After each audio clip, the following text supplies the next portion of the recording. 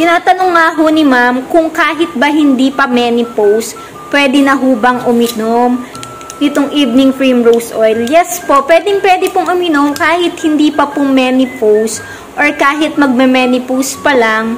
Even kahit wala kang anak or dalaga ka, pwede ka pong uminom nitong evening primrose oil. Kasi po, hindi lang po ito para sa mga nagme-menopause. Napakadami pong benefits nito ni evening primrose oil. Hindi lang po ito para sa buntis, na malapit ng mag-labor, hindi lang po ito para sa mga nagme-menopause, para din po ito sa mga dalaga na nagsasuffer for dysmenorrhea, and meron mga hormonal imbalance. Kaya kung may nararamdaman na po kayo na ganoong klase ng sakit, pwede na po kayo mag-take nito ni evening primrose oil. Food supplement lang naman po ito and nabibili over the counter, pero mas maganda nga ho kung dito kayo mag-order nito ni evening primrose oil kasi nga ho, very affordable lang po yan, lalo na po dito.